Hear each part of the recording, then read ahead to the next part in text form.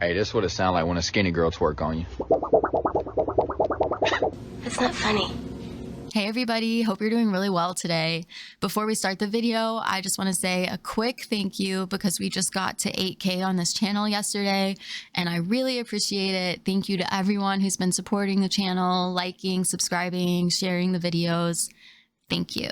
I have a theory on it. I have a hypothesis and a theory, and we're speaking about it today. Okay. This perfectly rancid comment is a great way to introduce episode 6 of Binging on Diet Culture. I've referenced my 600-pound life a few times on here, and I've wanted to talk more about it. I definitely don't think the show's innocent, and some past participants have come out and shared that they had pretty bad experiences working on their episodes. I'm a prisoner in this fat. I'm a prisoner of what I've done to myself. It's giving freak show.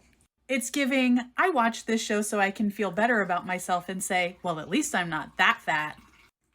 Am I wrong? I actually don't think she's wrong. I wouldn't say it like that, I don't think. But yeah, I'm sorry if it sounds mean, but witnessing a person who's 600 pounds plus is kind of shocking. My perceptions of what the human body could physically endure was altered by that show. I think some things you have to see to believe. And again, I'm truly not trying to hurt anyone by saying that. And I also don't think that the show needs to exist, but it is a voluntary experience. People aren't usually forced onto reality TV. But what those other shows do is show those people existing normally. What My 600-Pound Life does is show you a fat person being fat, and their only personality trait is how fat they are and the trauma that they have endured while becoming that fat. It does not show them experiencing fun things in life. It shows them struggling with their weight. Again, we're talking about a show where the participants are 600 pounds or more. It's not like they're just choosing not to show them going on long walks on the beach or meeting their friends out to go dancing on the weekends. Most of the people we meet can hardly walk to their mailbox without a fight. By the way so many of y'all came to the defense of Dr. Now, yikes. There's absolutely nothing brilliant or revolutionary to me in treating your patients like garbage, not practicing with compassion whatsoever, and constantly shaming your patients for struggling. But yeah, sure, he's an icon, yes. Something I found really interesting, and please anyone correct me if you know better, but when I looked into why Dr. Now was one of the only options for people of this size for surgery, the bottleneck I discovered was shockingly simple. Operating tables. And Dr. Now's revolutionary idea was to put two tables together with a stainless steel plate, basically. I mean, I really value simple solutions, but this just seems so obvious that I can't believe that that's how he distinguished himself in this field. Again, if I'm wrong, let me know, please. I feel like you are smart enough to understand that when somebody reaches 500, 600, 700 pounds or more, they have gotten to that size because they have a really poor relationship with food. And like literally every show that I have watched that is about weight loss, the contestants on it have gone through immense trauma. So here she's saying that once you're 500 to 700 pounds, food and your relationship with it is obviously an issue. But the other half of her content is about how food has nothing to do with your size, weight, or health. So once you reach a certain size, food starts being what makes you larger, but before then, it's just your genetics, hormones, trauma. But what they do offer is flying you out to Houston so you can be close to this doctor and a small stipend of money so that you can be filmed for a year. Oh, and they'll incentivize you with more money if you'll do things like eat on camera, cry on camera, shower on camera. She goes on to mention that 12 of the 100 participants on the show have passed, and she makes it out like that 12% is really dramatic on a show that's documenting extreme morbid obesity. The participants on the show are in a class 3 obese range, and honestly, it's hard to even find good data on morbidity rates for the BMI that these participants are, because we're just now accumulating that data, which is sad. But we know that a BMI of 50 to 55 or higher is associated with an average of 14 years of life loss compared to normal BMI. And the patients we're seeing on this show are sometimes double that 50 to 55 range. And we don't have any good research to estimate your life expectancy at that range. But we don't need research to estimate your quality of life at 600 pounds. And all this ranting is for her to never actually respond to the comment about just needing to love your 700-pound body. Never would she even admit that a 700-pound person would be healthier or happier if they just weren't 700 pounds. She basically just said, "Oh, you really think that's what being 600 pounds is like?" From a personal trainer, here are ways to gain followers as a fitness person on the internet in 2022. Sprinkle us with wisdom from your mighty brain. Number one, perpetuate the incorrect notion that we all have the same 24 hours in the day. We don't. Guys, if I can work out 5 days a week at 5 a.m, even though I don't have kids, anyone that depends on me, and I've got my own at-home gym, and I work for myself, so I make my own hours, then you can too. We've all got the same 24 hours in the day. I know there are extremes, and I'm sure there are people just like the one she's imitating, but is it really harmful to suggest that people examine how they actually spend their time?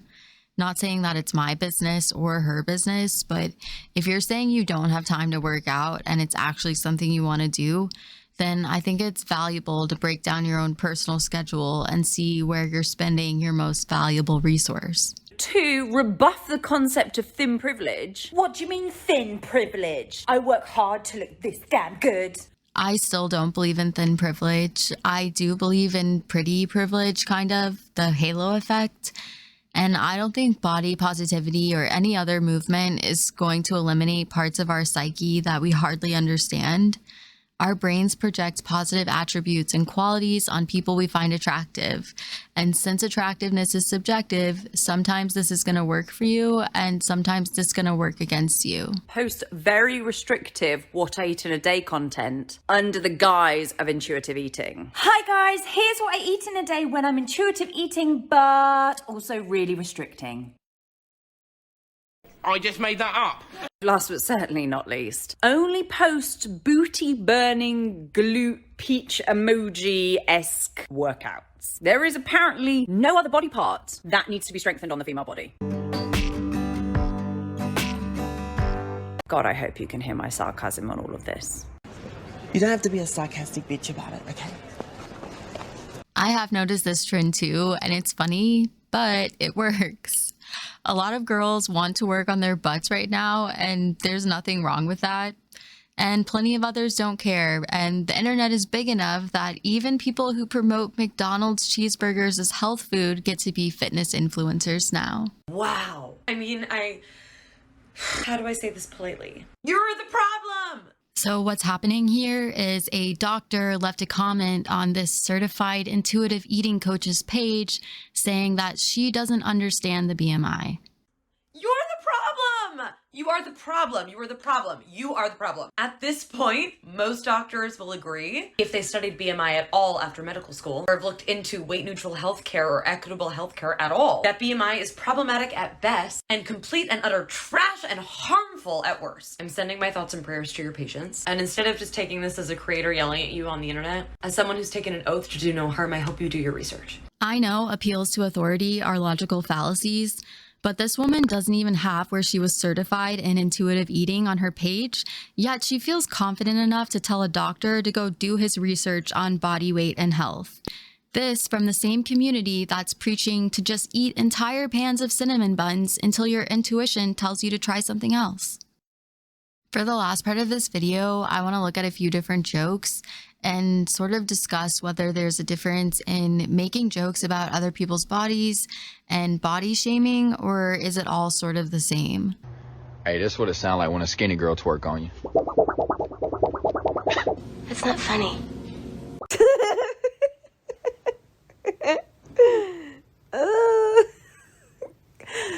I can't wait till they clutch their pearls and start crying and screaming and calling this body shaming.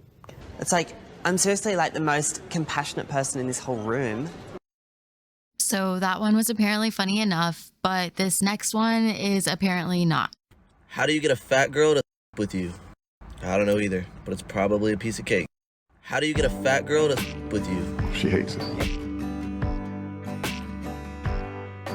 You look offended.